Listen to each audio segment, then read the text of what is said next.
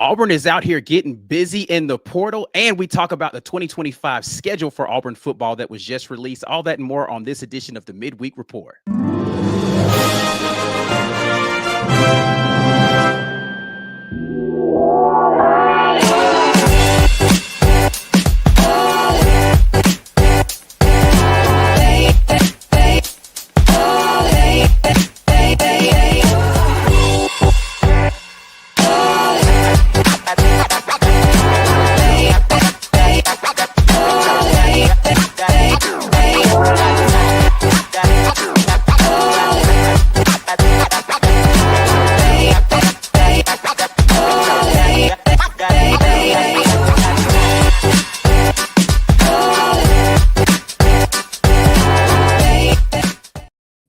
Midweek Report, you guys know the deal. Sign up as a member. $5.99 a month will get you there. These are like micro sponsorships. So if you support the War Report and all the work that we're doing, we're at games. We're live on site today. But look, you can help us keep this work going by hitting that join button. $5.99 a month will get you there. We appreciate all our members for doing that. You can also give the gift of the War Report by hitting that gifted membership button. This is a great program that YouTube has started to help you guys share the gift of the War Report. If you interact with our channel at a high level, but you haven't made the decision to become a member yet, this is a great way that you can become involved. Now, you got to check your email. YouTube chooses these at randoms. We have no control over it. But look, we appreciate our gifted memberships. Let's see if we can give 50 given away tonight. Also, I want to thank show sponsor, Los Amigos Mexican Restaurant. We're live on site from Los Amigos. I just smashed a whole burrito. True story. But look, we appreciate them for sponsoring the War Report. Great place to watch a game. Come visit them at 1220 Fox Run Ave in Suite 200 in Opelika, Alabama.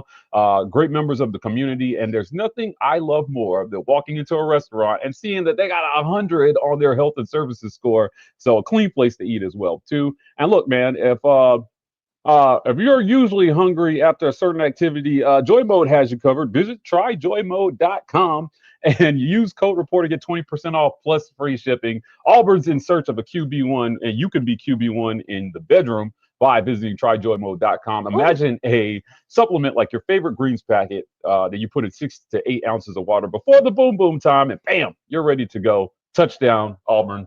Tryjoymode.com. Use code report again for 20% off plus free shipping.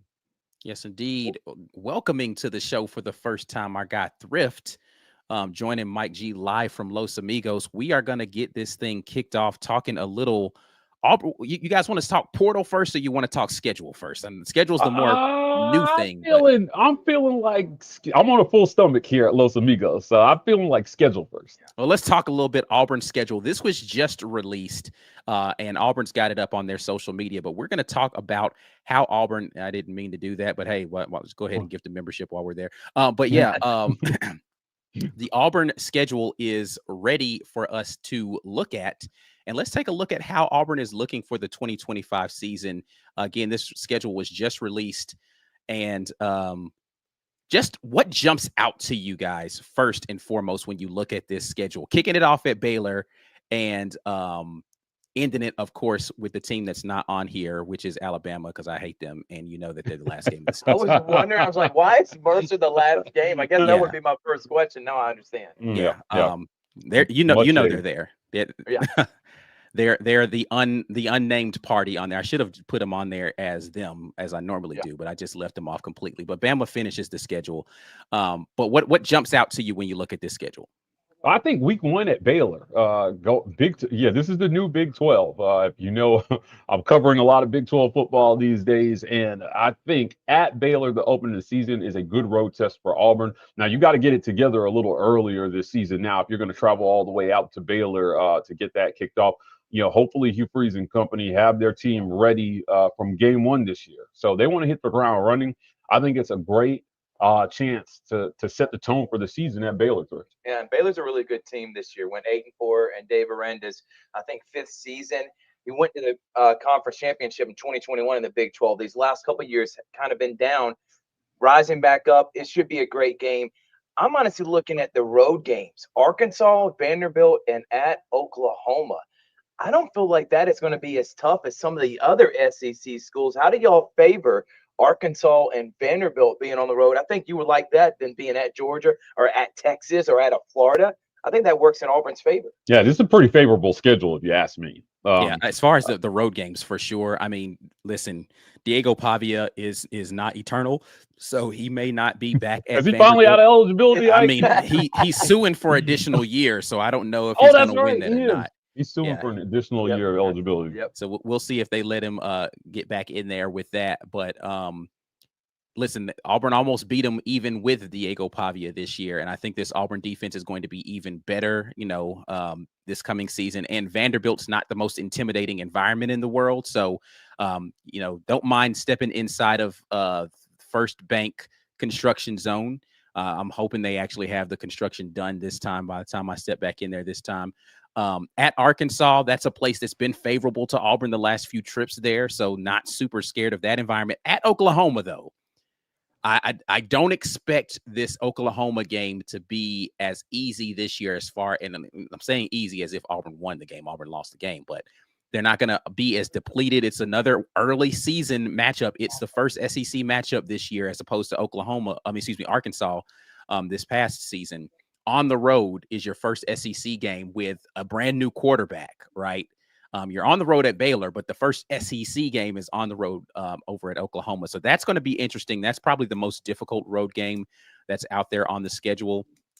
But I'm looking forward to seeing this Auburn team figure it out. If you look at this going into, we did this last year, Mike G. We talked about the first 5 home games and what the anticipation was going to be for Auburn and what they needed to do in those first 5 games before the bye week. This time, it's not all home games. It's 2 games on the road. But let's look at that first 5 weeks before the bye and say, what does this team need to try to do in those first 5 weeks? You got to win. I mean, hell, you get 2 of them are a layup, right? Of the other 3, how many of them do they need to get? I think this should be a 4-1 stretch. Personally, you got to get off to a good start this year. I think the bar for Hugh Freeze is at 8 wins. If you're not in the 8-win territory, you're going to get a lot of questions, I think, from Auburn fans about the direction of this program. Right. They're continuing to recruit at a high level, but proof of concept, we talk about it over and over again at the War Report. If you don't have proof of concept, it's going to be really difficult to continue to sell to recruits that this is the place where you can come and further your NFL aspirations and also win games on the biggest stage, which the SEC provides. So in those first 5 weeks at Oklahoma, you get to go to Norman and watch them turn that stupid wagon over or whatever that tradition is they got there.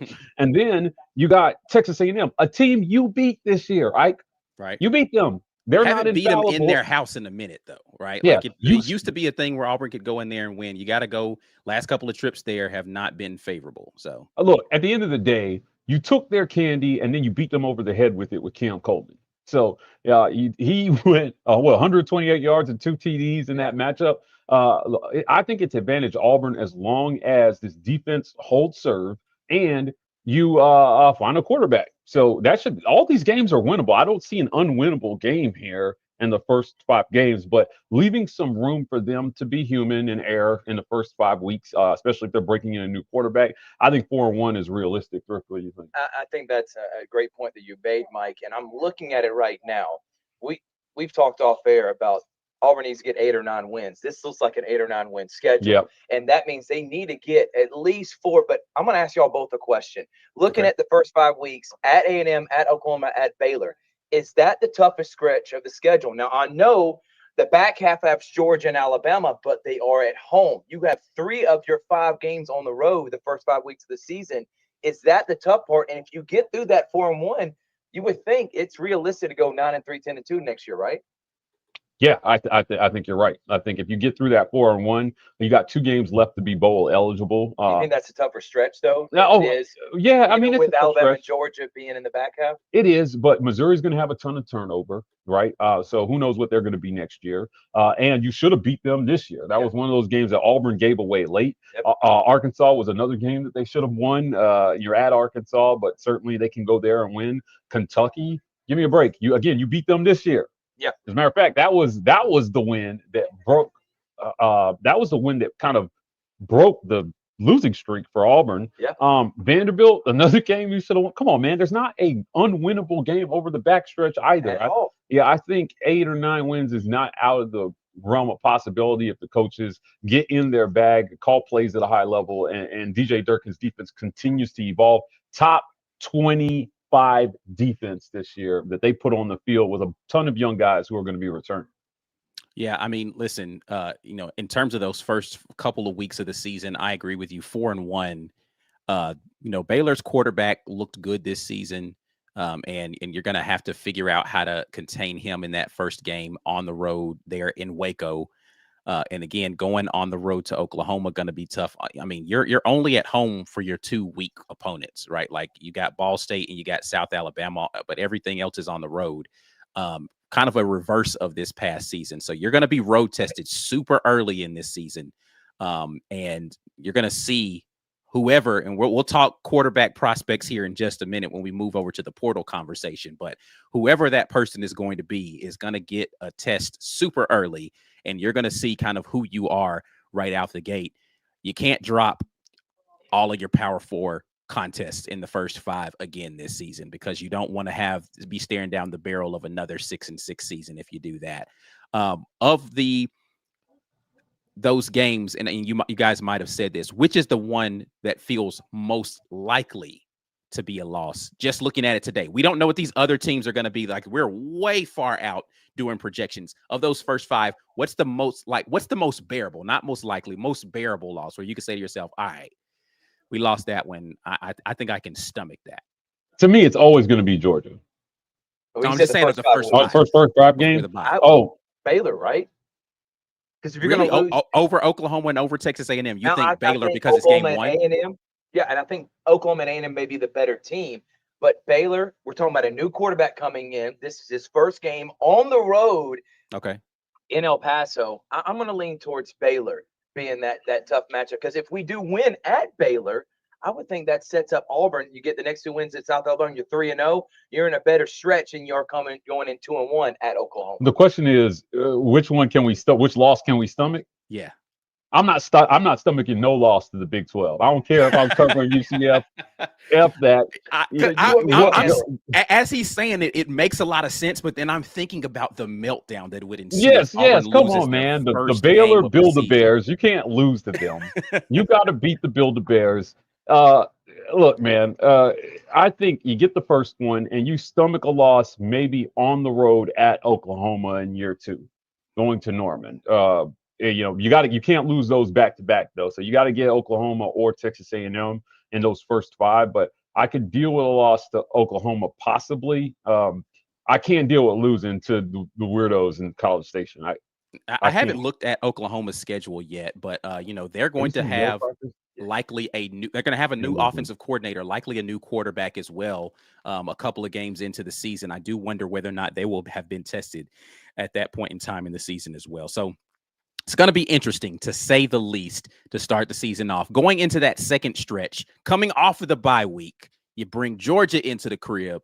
You got Missouri there at the house. Then you go to Arkansas, got Kentucky coming in. Then you go to Vanderbilt. During that next stretch there, you're saying 4-1 is what you want to stomach for that one. Let's say you go with Georgia coming into the crib 4-1. What do you feel like Auburn needs to do in this next stretch before they get to those final 2 games, which you hope one of them is an automatic dub there, right?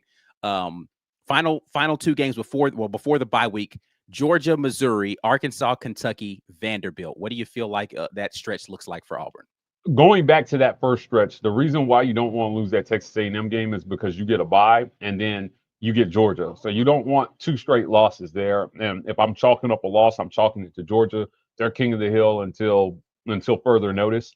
And then you got Missouri. So to me, it's beat Missouri, beat Arkansas, beat Kentucky, beat Vanderbilt, get to the bye. 4-1, right? Yeah. I think again, you should become now.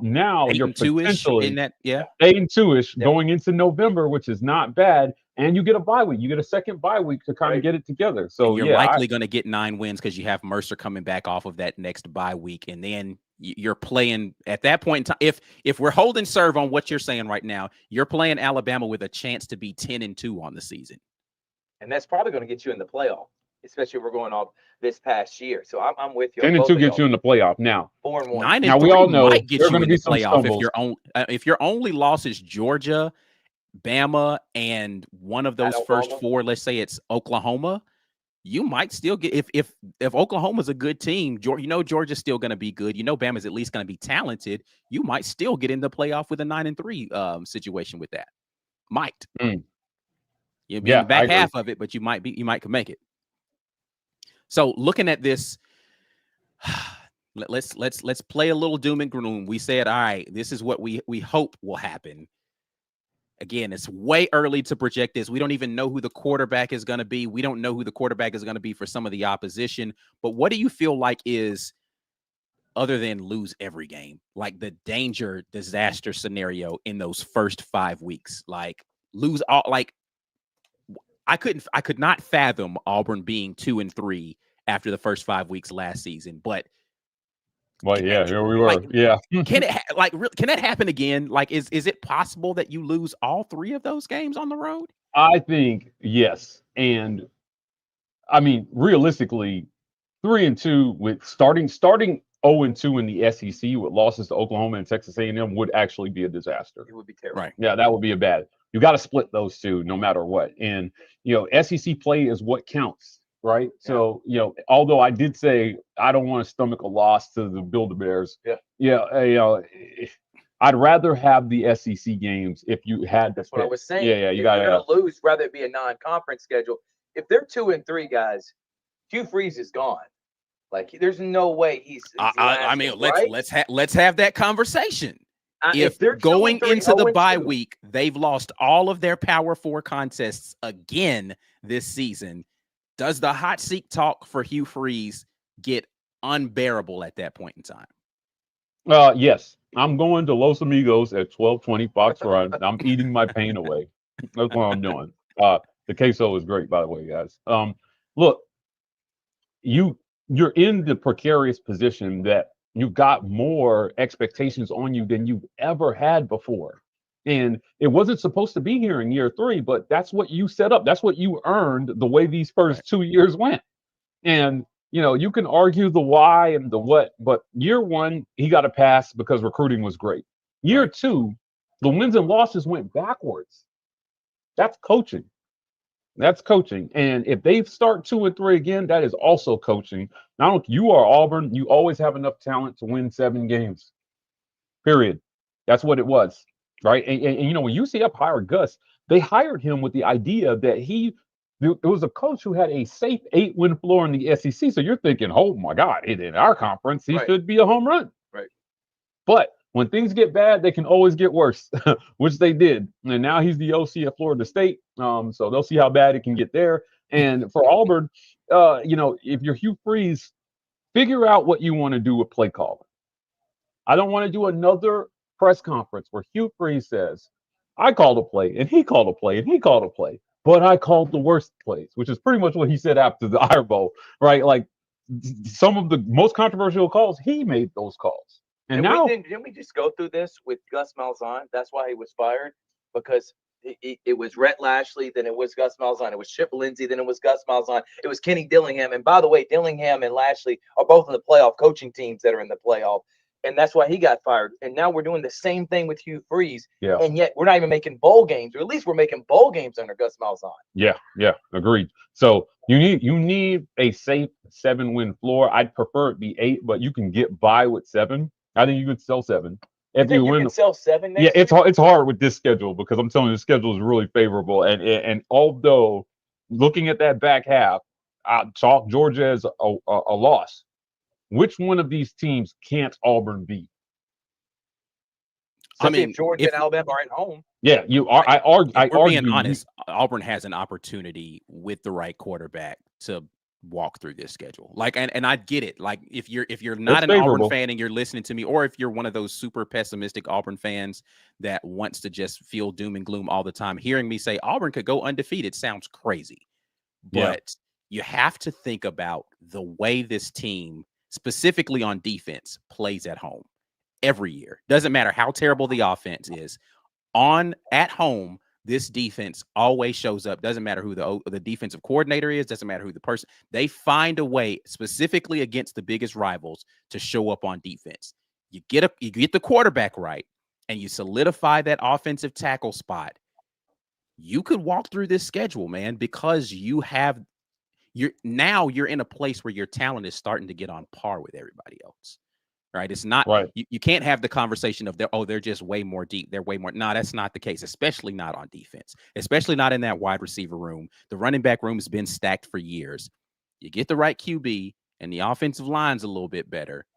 There's nobody on this schedule you can't beat. Doesn't matter where it's at. Like you're a little bit less likely to win on the road just because it's on the road.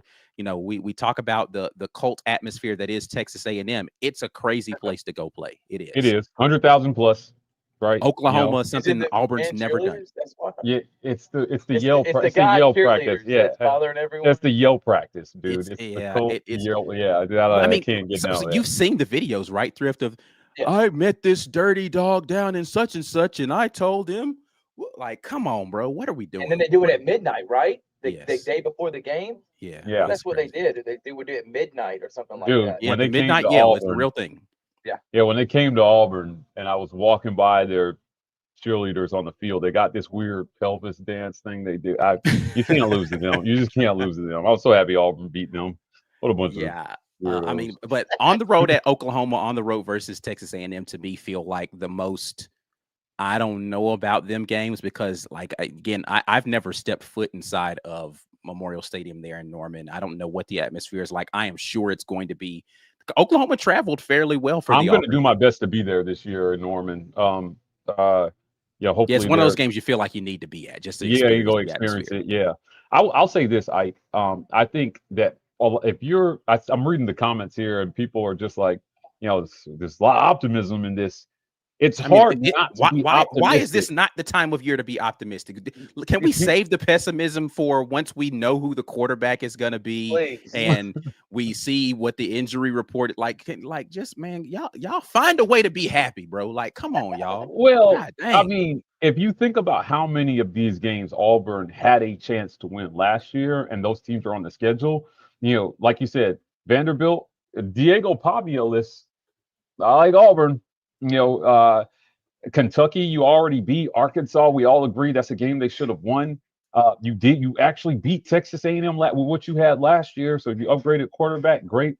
Oklahoma was a head-scratching loss. I mean, that was another game where they had a cajillion guys out. You should have won that game. I don't know. Outside of Georgia, I just don't know which one of these games you're looking at and you're thinking Auburn can't scheme up a win. Now, we know that there's going to be a healthy split and they're going to lose some, but they should be able to compete in all these games. I would argue even against Georgia, they competed. It was a 10-point game in the fourth quarter with a critical fourth down. Yeah. Well, they had a chance to make it a one-score game in the fourth quarter versus Georgia. So not even Georgia ran Auburn off the field last year. You got to find a way. Home. It is at home. Yeah. You got a chance in all these games. I think that now is definitely the time for optimism. I think the team and the coaches need it in year 3 because let's be real. Having to have a conversation about firing Hugh Freeze after year 3 is a disaster for Auburn. And nobody wants to have that conversation. It doesn't matter if you like or hate Hugh Freeze. It's bad for Auburn if he does not have a successful year 3. And if you love Auburn, then you want to see them figure out a way to get to 9 or 8 wins this season. Yeah, I feel like you need to. So going back to the question I asked earlier about, hot seat conversation, I think the hot seat conversation definitely ratchets up. I don't think he gets fired at the bye week if they're 2-3 at that point in time. But you're definitely, Here's what I don't want to have happen, right? Because it happened this year, is that you start to coach tentatively. And he admitted this himself. This is not me trying to project what I feel on Coach Hugh Freeze. What he said was he started coaching to not lose games, right? And and you don't need your coach coming off of a bye week, playing Georgia at home, coaching to not lose. You need to be in a place where he feels confident in what's happening and the offense is moving along and it's doing its thing. And you've got a couple of wins under your belt versus some Power 4 competition, which you didn't get in year 2. And you feel as if we can handle business in this next stretch of 5 here. We're in a really good place to completely flip the narrative about what Auburn football is this season. Because if you're in a situation going into that second bye week where you're at least in the conversation for college football playoff SEC, with the way that they recruited on a 5-7 schedule, they're going to be on a heater going into early signing day, man. Like, you can't tell me this team isn't going to be ready to be a potentially top 5 recruiting class if they're 6, 7, 8 wins by the time you get to that second bye week. And then I think that's what we're all asking Auburn to be. It's just in the conversation. Yeah. That's it. Just be in the conversation. That's 8 or 9 wins and being there at the end to have a chance to put your team in the 12-team playoff. And speaking for someone, you talk about being pessimistic or optimistic. I had Auburn going 9-3 this year. You can ask Mike G. He came on one of my shows, and I said Peyton Thorne was going to break records. I said we're going to have the best receiving core in the SEC. And then Peyton Thorne went out there and broke the single game interception. No, I don't know if he did. If you're not going to be optimistic now, good luck enjoying your fandom. I mean, what's the point of being a fan if you're constantly like we go to sports to get away from the real world? The chat says it's called being real. They said you're being realistic if you're. I don't think that's it. Yeah, listen, man. Listen, how I just don't understand how an element of realism isn't. Oh, they have a realistic shot to win these games. That to me is real. That's still real. It's because again, I literally don't know what Missouri is going to look like when they don't have Brady Cook on the super soldier serum after an injury. Like, I don't know what he looks like. What that Missouri team is going to look like next year coming into Auburn. I literally have no idea what Georgia's going to look like minus Carson Beck next year coming into Auburn inside of Jordan-Hare Stadium. I don't know what Baylor's going to look like next season. Don't have the first clue who Oklahoma's quarterback is going to be, whether or not they're adjusted well enough to the new OC. Don't have a clue about any of that stuff. Don't know whether or not Vanderbilt's going to have Diego Pavia or if they figured out another quarterback who can come in and be a miracle worker for that team. Don't know the answer to that. Don't know what Alabama's going to look like without Jalen Milroe coming in. Like, I don't know any of those things today. What I do know is, as it sits today, Auburn hasn't lost any games on the 2025 schedule, and they've got an opportunity to win all of them. Agreed. You can't convince me today that they're definitely losing that game. You can't do not today. No. And if you want to convince me of that, like, it's gonna take a lot. It's gonna take a lot. Now, again, there are some things. You get that quarterback wrong, you get a couple of injuries, it could go downhill real fast. It can go downhill really fast, and it definitely could be that. But again, I'm not gonna be in that boat. Like, come back and talk to me after the portal period closes and we see who the quarterback is and we look and see kind of what the momentum is with the program, and then we could have a different conversation about what Auburn's realistic chances are and all of this stuff. I like the way the schedule sets up, though. I don't love not having a P4 opponent at home in the first 5, but you get 2 kind of cream puffs, cupcakes there in the middle, because I don't know. Again, I don't know anything about Ball State. South Alabama, are they going to be a tough team next year? Like, where you're going to be on New Mexico State alert week 3? I have no clue. But you got to hope that what they're doing with the talent collection there at Auburn is going to supersede all this other crap. And they're just going to be able to go out there and dog walk all the teams they should and compete in all the other games that they are going to play. All right. Any other thoughts on this schedule before we shift gears and talk a little portal talk? Win 8 games. Pick 8 and win them. Yeah, pick 8 and win them. So, okay. All right. So last question, since you said pick 8 and win them, let's just assume they handle business against the teams they're supposed to. And I'm talking Ball State, South Alabama, Mercer, right? So you got 3 in your back pocket right there. 5 other games that you feel like most likely wins as we sit today. Like, man, come on, bro. Like, you got to get this one. I'm giving them the home games, Missouri and Kentucky. Okay. So Right. you're at 5 wins right now. You got 3 in your back pocket, 5 wins right now. You got to get 3 other wins on the schedule. Beat Texas A&M.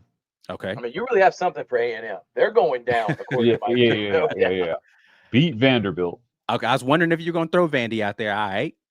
Beat Vanderbilt. You're at 7 now. You got to get 1 more. Beat Alabama. Ugh. It's a home. So wait a minute. If those are your 8, that means you've lost to Baylor, you've lost to Oklahoma, and you've lost to Georgia. And I can live with that. Wait a minute, you got 1 more loss in there. Who am I missing? Arkansas, possibly. Yeah, okay. I don't know. It might be hard to say not. Get Arkansas too. Just give me one. Yeah. Arkansas. Yeah, right. So which one are you dropping off of there with that 8? Who are you losing to? Texas A&M on the road? I'm not dropping Bama off the list. So that's what I'm saying. I didn't feel like you were going to drop Bama. So you dropping Texas A&M on the road off of there? Your losses would be I'll give you Texas. I hate it, but I'll give you Texas A&M. Yeah, come on. All right. Come on, at man. Baylor, I'm not dropping Vandy off. Yeah. And Arkansas, no. No, yeah. All right, so Baylor, Oklahoma, Texas A&M. So that means you do start the season 2 and 3 with that. Yeah, and then you got to dig deep, and then we're all sweating. Actually, you're going to start the season 2 and 4 with that because Baylor, Oklahoma, Texas A&M, and Georgia are all the losses that you allocated in that no scenario. way, Mike. Then a 6-game winning streak to end it. I understand it's not ideal. I understand it's not ideal, but it is what it is. I didn't make the schedule, guys. What are you feeling on that, Thrift? Where if 8 wins is the mark, where do those 8 wins come in? Okay.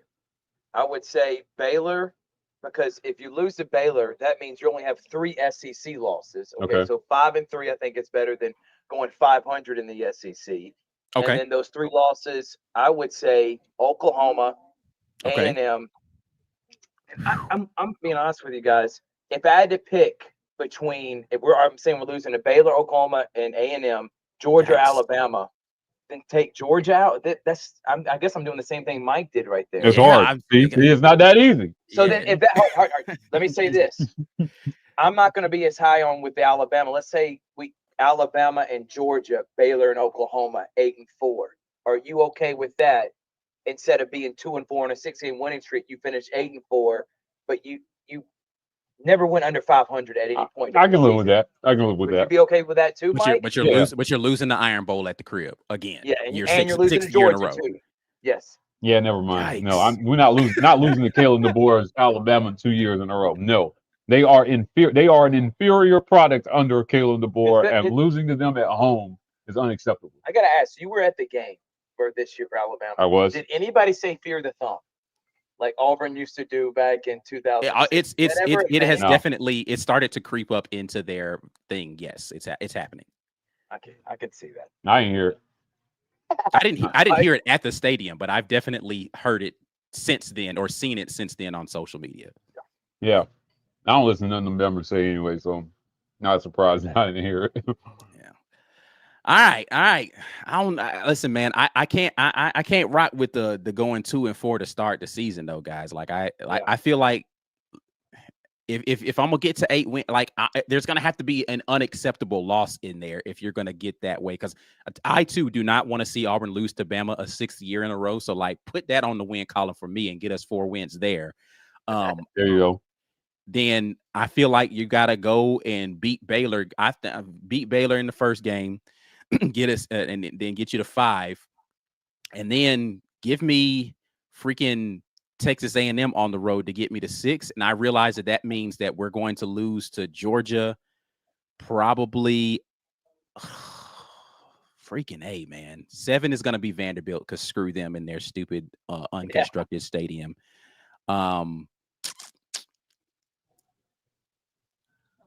It's gonna have to be Missouri or Arkansas. I don't feel like Missouri is gonna be that good, so it might be Arkansas, man. I see. Here's a problem. I don't know who Arkansas's quarterback is gonna be. Is he back this year? What's the kid's name that was the QB this year? Taylor Wallace. Taylor Green. Not Taylor Wallace, Green. Is he back for a second year in that system? Maybe he's improved with another year in the system at Arkansas. I could see that maybe. But yeah, I don't know. Like you said, it's tough. If you're getting the 8 wins, like the games that you lose in here, you have to stomach losing something you really don't want to lose. And that's either a rivalry game or a team that you realistically should beat. Or you have to start the season terribly and find a way on the back half of the season and scratch and claw for it. So I don't know. It's going to be interesting. Anyway, let's pivot here. And let's get over here and talk a little bit about the portal situation. You guys are rocking with us right here on the Midweek Report. If you haven't already, go ahead and like the video, subscribe to the channel, share the content with somebody out there on social media. We'll be right back after a word from the sponsors. This edition of the War Report is brought to you by our generous sponsors. The Opelika Rage Room in Opelika, Alabama. The Rage Room is a place where anger and stress find their ultimate release. Call or text 334-777-6688 to set up a session today, or check them out online at opelikaRageroom.com. Golden's Cast Iron. Whether you work out, grill out, or chill out, you deserve the best life possible, and Golden's Cast Iron is here to provide the tools to help you do it. Check them out at goldenscastiron.com.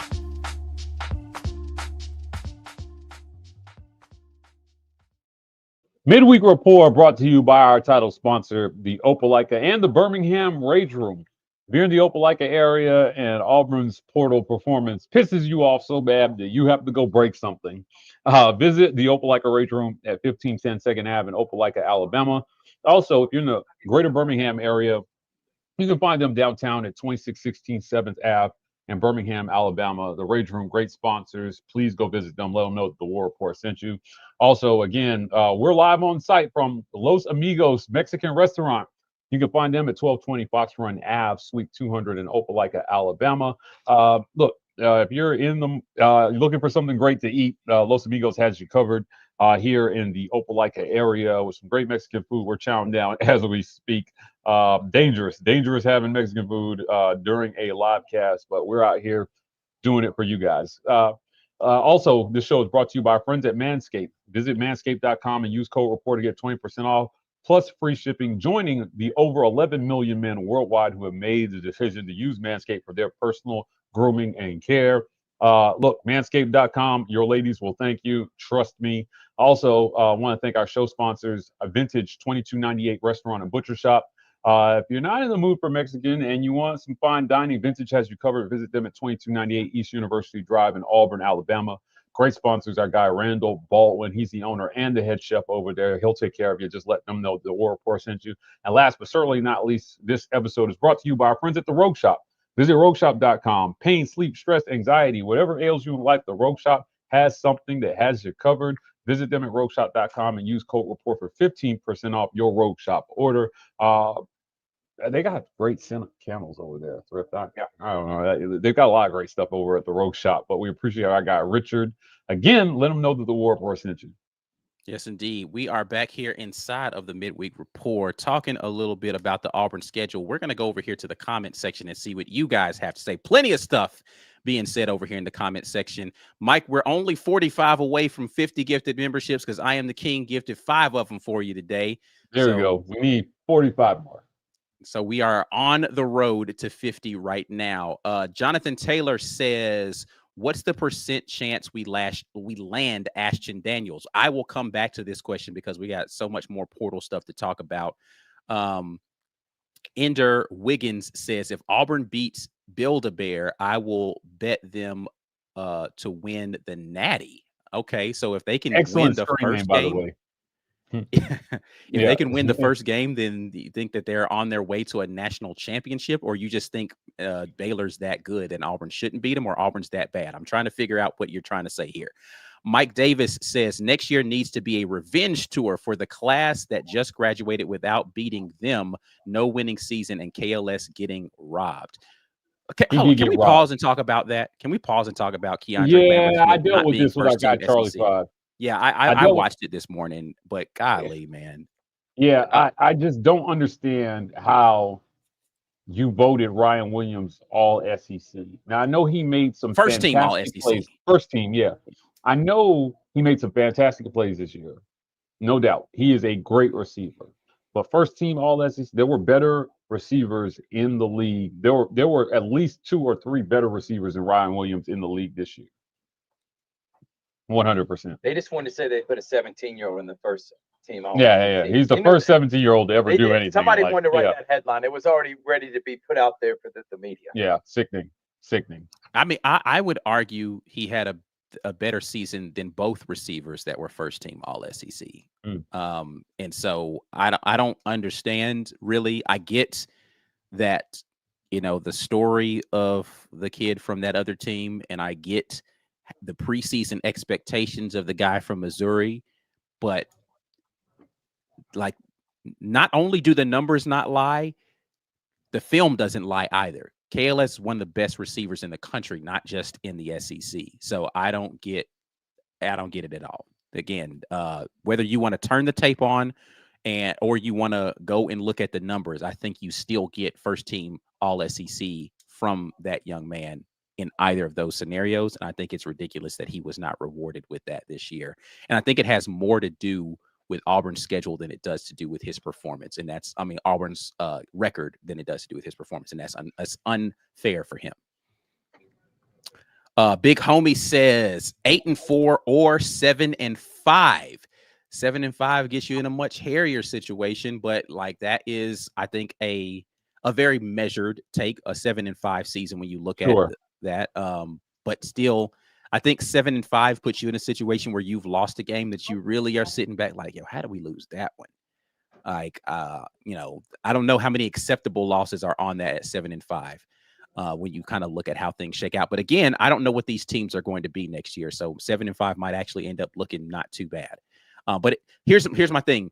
If you're going 7-5 with a Florida looking schedule like it was from this year, you're like, oh man, what a great coaching job by Coach Freeze in this one. They went through a murderer's row, but I don't know that this schedule shakes out as 7-5 and you're really happy with that. You're kind of like, well, it's improvement. But are you really happy at 7-5 this year? No, you're not. But it buys him a year for sure. Yeah. I think it buys him a year for. Yeah, for sure. Ant Robin says Beck gone, Travis gone, wide receivers gone, D-line gone. I'm telling you, 8-0. Arky scares me because they are going to be physical again this year. So Beck gone means that you're talking about Georgia there. Travis Etienne gone. The wide receivers gone. Listen, Georgia's going to freaking reload. Like, let's be clear that they're going to have a bunch of talent still on that team. The good thing about Georgia is it's at home and you get them a little earlier in the season. Maybe they haven't figured it all out yet coming in there to play in your house. Same thing I thought last time they came there with Carson Beck in his first road SEC situation, and it was a close game. So, but Carson Beck proved that he's kind of got a little something to him. So can Gunnar Stockton do that? And I don't know. We'll see. We will find out really soon what he's going to be like in his trip to Jordan Hare. But Arkansas right now is getting killed in the transfer portal. Like their players are leaving left and right. It's going to be, again, we don't know what any of these teams are realistically going to be. Not today. The portal, there's a lot of portaling left to happen here before we figure out what these teams are going to look like. Jonathan Taylor says Auburn needs a quarterback that locker room will believe in, and nobody in that locker room was with Peyton Thorne. Yeah, I'm not sure. I'm not sure this is nobody. True. Yeah, I'm not sure this is true. Yeah, this is not true. I think fans felt like, and so here's the thing, man, because I am everybody listen. I am not going back away from statements that I've made about Peyton Thorne and things that I feel like he could have done better while he was there. But I also talked to players quite a bit, and I didn't get the sense that players were just out on Peyton. I think everybody was just kind of baffled. It's like, yo, like, why is what you're doing in practice not translating to the? So it's frustrating, but I don't think that players were just like not with him. I think the play on the field during the game was like, oh, here we go again. And so it kind of lowered your countenance. But you go into every other week with a renewed sense of, man, we're going to get it done this week. We're going to get it done this week. And then it just kind of happens again. And that was the amplifying effect of them not being able to close games there early in the season. But yeah, I don't know that I would go that far as to say that none of the Yeah, players I would say that there were a handful of games that Peyton was definitely not the problem that they lost. And, when people are frustrated, quarterback is the easiest position to point the finger at. But the truth is, Peyton Thorne wasn't perfect, but Auburn understood what they were getting when they took Peyton Thorne. They were just banking on other facets of it being better than they were. And I think the one thing that they didn't count on was their own coaching being subpar. And that's really what I'm telling you. That was the difference between them not getting the 7 games this year, were bad calls at the wrong times. And Peyton Thorne took the blame for that. But the players in the locker room, like Ike mentioned, he talks to players. I talk to players. I did not get a general sense that everybody was out on Peyton Thorne. Yeah, I mean, and let's be clear, there were some players who were. Like, I'm not saying that there weren't people in the locker room who weren't, but that's what, and Mike and I have talked about that. That's kind of the amplifying effect of losing, right? If Peyton Thorne has those exact same stats, exact same performances, but Auburn finds a way to win a couple of those games, the sentiments change. Now, the fan sentiments probably are exactly the same, but the locker room feels a lot different. And I think the optimism going into a new season with Coach Freeze and the play calling is a little bit different if you find a way to win some of those games. Like Missouri, for instance, like Peyton Thorne did what he needed to do. He hit Robert Lewis in the back of the end zone. He hit him the only place you're supposed to, in the hands. He catches that pass. You likely win that game, and you still have an opportunity with one more defensive stop to still win that game, right? And so you're 6-6 if you go in here and do that. Now, there are other games that you can 100% say, look, 4 interceptions versus Cal, you absolutely can't do that, right? Like we can put a lot of that on Peyton Thorne. The interception versus Oklahoma, you can put a lot of that situation on Peyton Thorne. But I don't know that he played so poorly during the Bama game or so poorly during the Georgia game. There's that one little weird 4th down scenario where it's still nobody knows what actually happened there, that you can say, man, PT's the reason we lost this game. There's so many other factors that come into play in those games, but you 100% could have a better schedule with Peyton Thorne playing better record, Peyton Thorne playing exactly how he did this season, and you have a different perspective on the year for sure. Let's see here. James Barnett says some fans are just straight negative, period. We could have won those 10 games and there still would complain that we didn't score enough points in the 10 games. Just my opinion. James is he's like he was in your boat, Thrift. He was like, man, Auburn could win 10 games this year at the beginning of the year. So yeah. Michael Quick, Archie has been decimated. I said this a little bit earlier in the transfer portal. Sports radio here. Okay, so you're in the Arkansas area, talking about how they kept Pittman so he could keep some key players, and they have a ton of players that entered the transfer portal. That's interesting that they decided to keep Sam Pittman because they thought they were going to have roster retention with him, and it hasn't worked out that way. I don't know that Sam Pittman deserved to get fired, though. Do you feel like Sam Pittman should have been fired? No, I don't think so. No. I want to add something, too. Did you see Lane Kiffin retweet basically saying that Arkansas has become like the farm system for Ole Miss? He went and retweeted that someone else put out there. Lane Kiffin is top 5 pettiest coaches in he knows how to stir the pot, man. Yeah, well, he needs to stir up some playoff appearances. That's not happening. They should have been there this year. Wow. Yeah, that pot will continue to be empty. Perry Unlikely with the super chat here says, if my non-coaching self knows Hugh is screwed if he doesn't seize this offseason, then he knows it. He better treat the portal like a chess match. Okay. Yeah. Okay. Treat the portal like a chess match. What does that mean? Every coach is trying to win the portal. Every coach is trying to win the portal. I would say they did a good job last year. They got Keandre Lambert-Smith. Yeah, they did a decent job in the portal last year. We might need to go take a retrospective look at the portal class from last year and see how that is. We got one more here from Ben Bloodworth, who says the funniest cope I've seen from the Bammers is that they lost to Vandy because they had to play Georgia the week before. I'm loving divisions being gone. What is that a real thing? Are people really saying that's the reason why they lost to Yes, Vanderbilt? yes, 100%. That's Well, the thing. reason you guys won against Missouri is because Missouri had to play Auburn the week before, and we hurt their quarterback. So That's the dumbest thing I've ever heard. Yeah. Whatever. All right.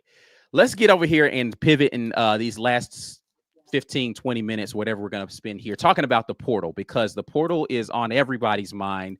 And Auburn's been aggressive. They've had a lot of players come and visit. You guys talked about this morning, Mike G, the quarterback position specifically. Malik Murphy is on campus today.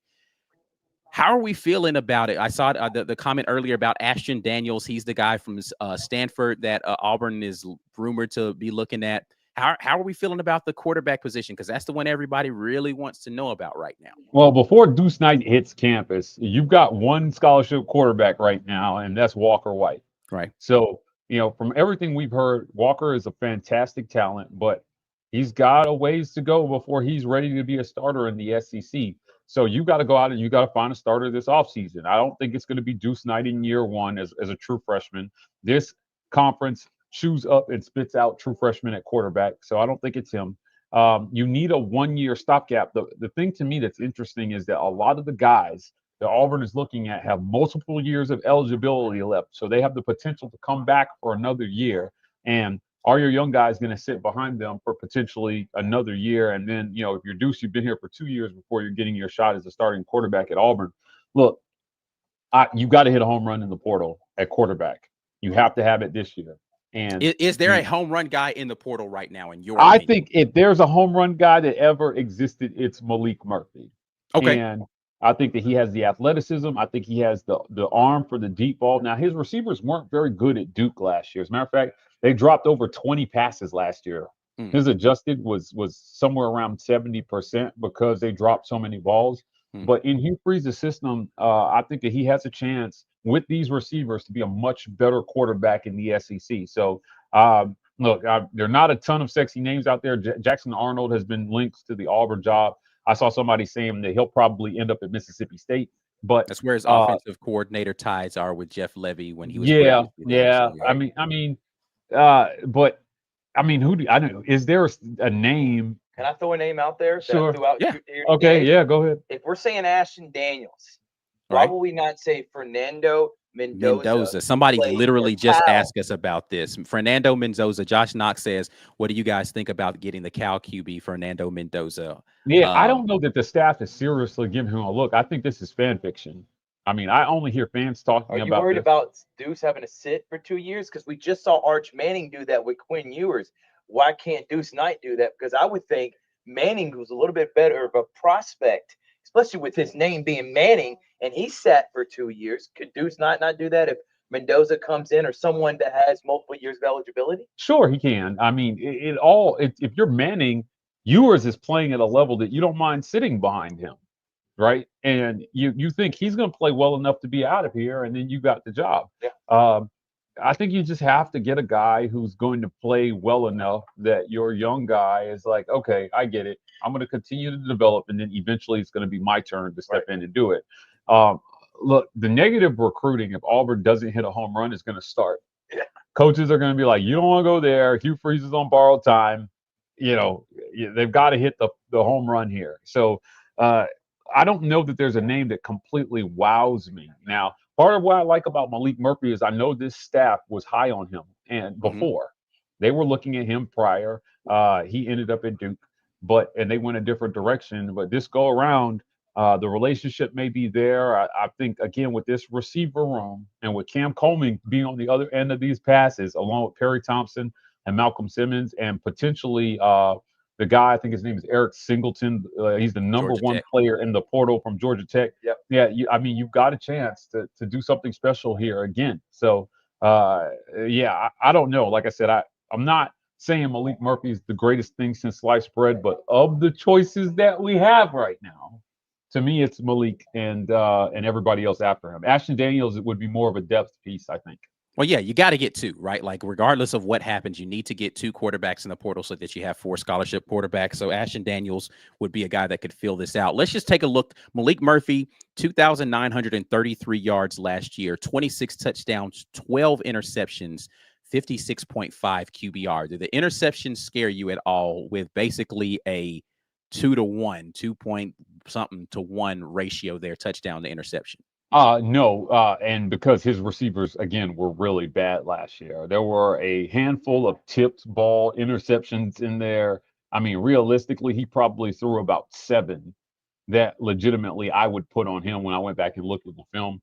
Again, I like Malik Murphy. I think that he is more than serviceable. Than the numbers again that you just spit out. If you just lower the interceptions by 4 or 5, that's prolific quarterback play at Auburn. Can I add another stat that was not what you just said, Ike? It's his rushing yards. He had negative 79 rushing yards. You made mention of his athletic ability. I'm wondering if that had to do with the system that he's running at Duke and they didn't use him a lot in the running game. But I know Hugh Freeze, for his offense to be successful, he needs an athletic quarterback that can use his legs. Are we worried about that he could be another Milton because he's 6'6", 230 pounds? He's a big guy and kind of maybe immobile. What do you think about that? And them not having a lot of rushing yards. Yeah, in college they have that weird thing where they take the sack. Yeah, they take the but sack. But still, what we're taking 200 or 300 yards rushing. That's still not a ton of yards rushing. Yeah, but I guess for an athletic here's the thing. I think people overvalue the necessity of being able to run in Hugh Freeze's offense. Really, in Hugh Freeze's offense, what you need to be able to do is make quick. I've literally said this for the last 3 seasons. Going into the season for Hugh Freeze last year, the first year, going into the season last year, what you need to be able to do, now it's nice to have versus need to have. It's nice to have an athletic quarterback that can get you right with his feet when everything breaks down. Absolutely nice to have. But what you absolutely need to have is someone who's making decisions quickly on, do I hand this ball off to this running back, or do I take this wide receiver screen? Am I throwing this slant? Are we running RPO fades on the outside? Making those decisions quickly at the line of scrimmage is what you absolutely need. Now, you'd love to have a guy who, and I normally don't do this where I go and look at a player's film before they fully commit to Auburn, but I did go look at some Malik Murphy film. And there was one play, and if he signs with Auburn, I absolutely will highlight this play where I saw them go into an empty set, and I was like, oh, he's going to run. Like, they're going to go to empty here. They're going to have 5 guys in the box. They're going to run a little quarterback draw, and he dropped back, and then he ends up throwing the ball away because he doesn't utilize his legs in that scenario. And so, like, in my mind, I'm like, can he just not run? And they don't feel comfortable running him? Like, I need to look more at this Duke offense to determine, is this just not a part of his game, or is this not a part of how they coach their quarterbacks to be? Because it's a completely different situation than what you had with Riley Leonard the year before, different OC and all that sort of thing. So I wasn't knowledgeable enough about that to make that determination. But the lack of rushing at all is a little troubling for me, because like I need a quarterback who can at least go get something for me. Right. Like, golly, man, can you go get me a 3rd and 5 with your feet? Please. So, yeah, I don't know. But I'm interested to see what direction Auburn goes. I like what I've seen from Malik Murphy in the small sample size of just his arm strength. Like, and I would need to dig deeper into the PFF numbers of what his completion percentages are on the deep shots and that sort of thing, because when I've looked at the highlight stuff and I looked at some of the full game, I watched one full game versus Virginia Tech, man, he hit 2 deep shots against Virginia Tech first 2 drives of the game, first play out the gate. I was like, yo, and on the money to a post route. I was like, oh yeah, okay, there it is. That's why he was so highly touted coming out of high school, why Texas wanted him. And that's another thing.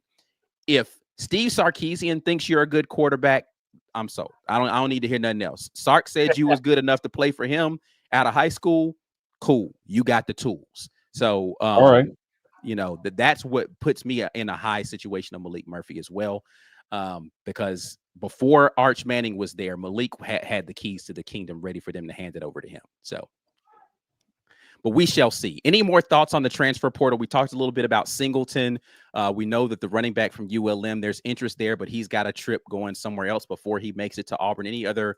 There was like 4 or 5 guys that were visiting Auburn today. Apparently, the linebacker from oh gosh, I can't remember what school it was rumored to be on the verge of committing if he hasn't committed already today. Did you guys see that? There was a couple other guys too that were names to keep an eye on. Howard Sampson from UNC and Western Kentucky. He was an offensive lineman that they're looking at there as well too. So there's just there's a number of names in the portal that I think Howard Sampson, from UNC. Phoenix Jackson is the guy I was trying to think of. The kid from Fresno. Apparently, he is on the verge of inking a commitment with Auburn out of the transfer portal, linebacker.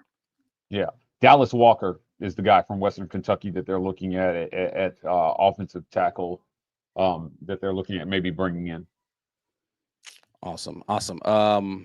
Thrift, any other thoughts on portal stuff? Yeah, can I add one more name to the quarterback? Okay. And I just looked up 247. We respect their site.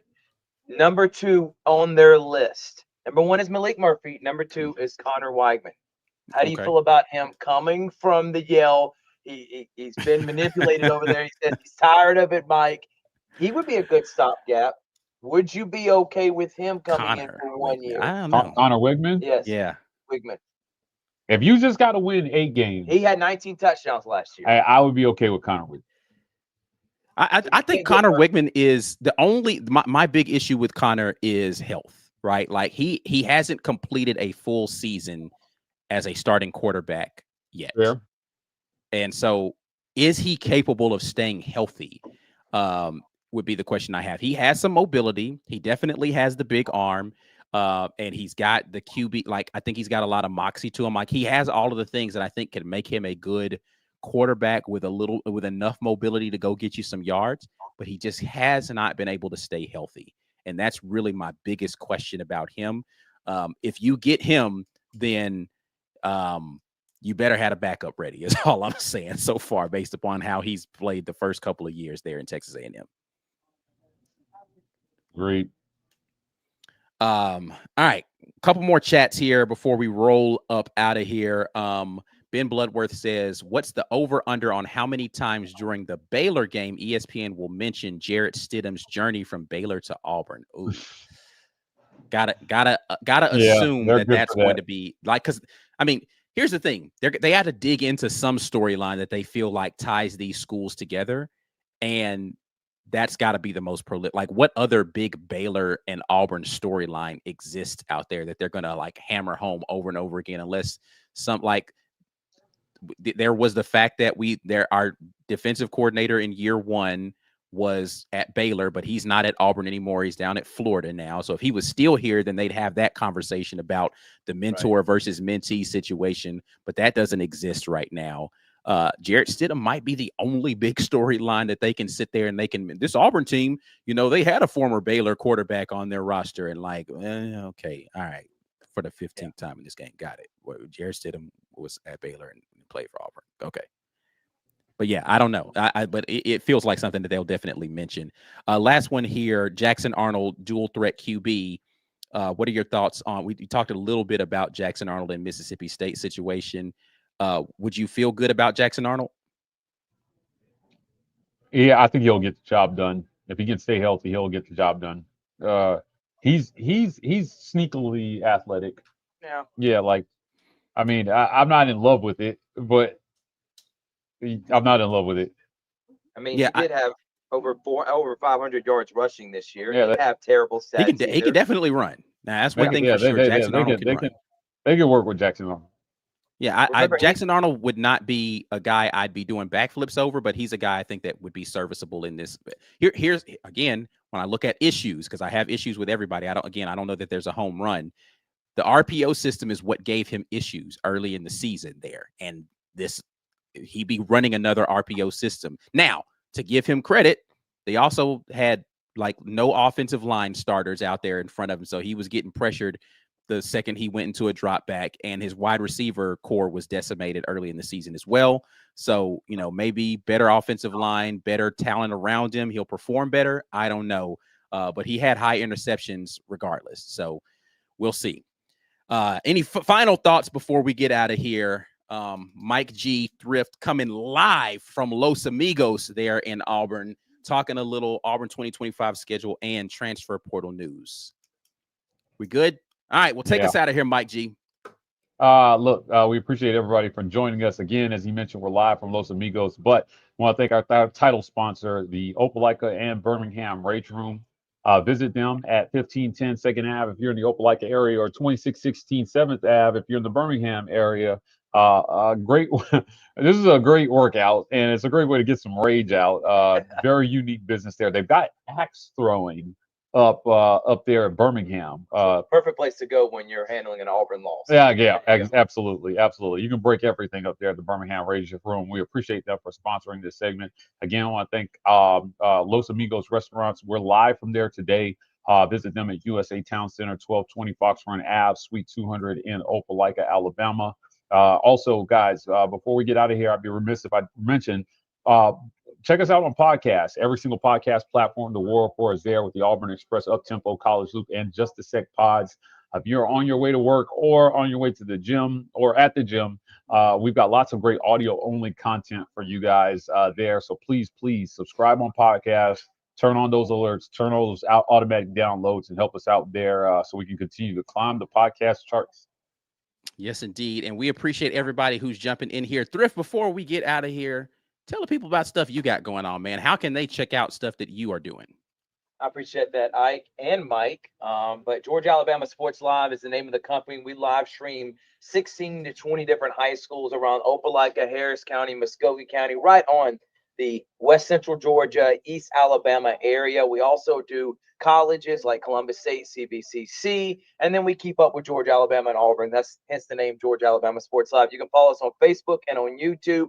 We are streaming games, whether it be wrestling, basketball, football, tennis, soccer. Mike, you've seen it. We're doing almost every sport. So if you want to watch high-level high school athletes before they get to college, tune in to Georgia Alabama Sports Live.